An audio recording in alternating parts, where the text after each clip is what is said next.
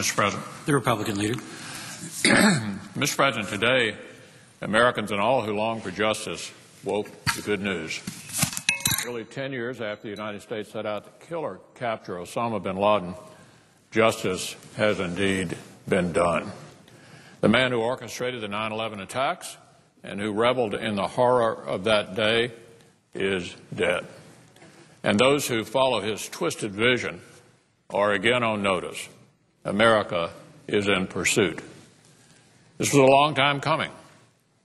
For 2 decades, Osama bin Laden and the al-Qaeda network he created, sustained, and led have been at war with the United States.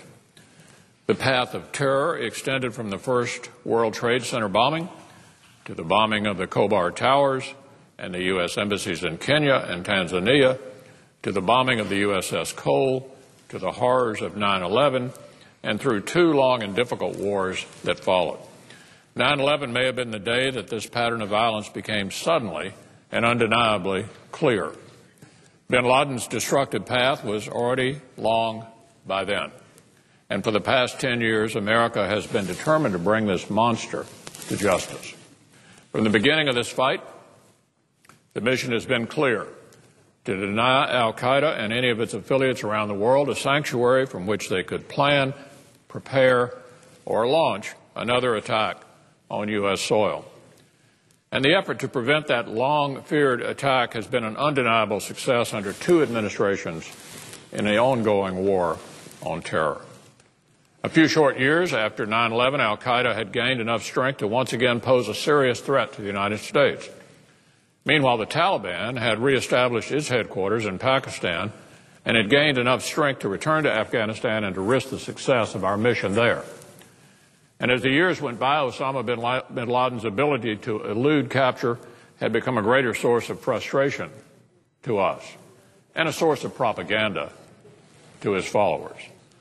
Over the years, Americans had become all too familiar with bin Laden's dark pronouncements, from his perverse declaration 3 years ago before 9/11 that it was the obligation of every Muslim to kill and fight Americans and their allies, whether civilian or military, in any country, to his declaration after 9/11 that he had calculated the number of innocents he could kill that morning and that he was the most optimistic planner of them all.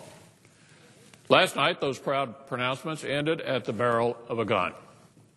The last thing Osama bin Laden saw on this earth was a small team of Americans who shot him.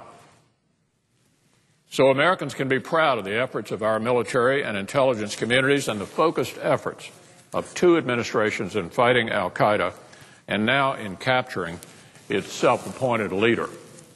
This is indeed a signal achievement, a huge victory in the war against terrorism, a day of great pride for our country. The President made the right call, and we thank him for it. We can never bring back those who died on 9/11 or those who have given their lives in this long and difficult war, but all Americans can say with renewed confidence today that we have kept our pledge and that this is a war we will win. Some will recall that Osama bin Laden launched this war many years ago on the false assumption that America didn't have the stomach for the fight. And while it may have taken longer than we hoped, last night he and his followers learned just how wrong he was. We take great satisfaction in knowing that Osama bin Laden will no longer be able to carry out his evil plans, that he has made his last video, and that whenever someone suggests that the U.S. has grown weary and complacent in this war, we have shown how determined we are to fight it to the end. History is full of fallen despots and madmen who underestimated the resolve of the United States. Last night, we added 1 more to their ranks. But we don't rest, because we know al-Qaeda's determination to attack the United States didn't end on September the 11th, 2001, and it didn't end last night. We continue the fight, knowing that al-Qaeda remains committed to attacking our homeland and our allies.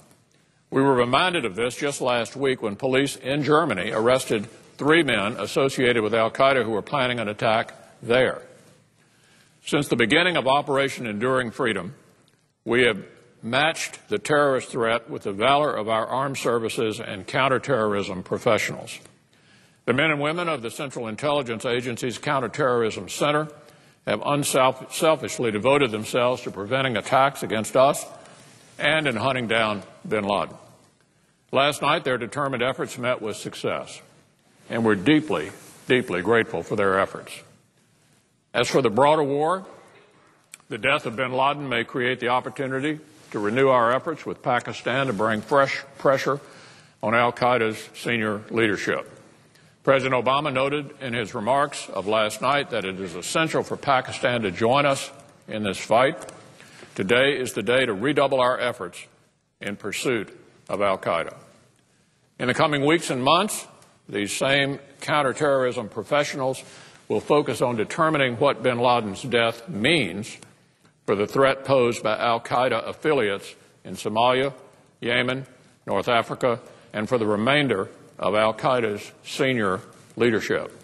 But today, the world knows once again that wherever al-Qaeda lurks, wherever they lurk, we will find them. It may not be days from now, it may not be months, but those who plot harm to innocent Americans and our allies will be captured or killed. For them, justice will be done. Anyone who lived through the horror of 9/11 remembers exactly where they were on that terrible September day. Now they will remember where they were when they first heard the news that the man behind it had been killed by brave American forces inside Pakistan. We'll remember where we were when, after years of effort, we finally got our man. America didn't seek this fight. It came to us. But ever since 9/11, we've been determined to fight al-Qaeda to the end. We knew from the start it would require patience and great sacrifice, and that effort has paid off. Thanks to the skill and perseverance of many brave men and women, we have done what we said. America has not wavered, it has not lost sight of the mission, and we will prevail.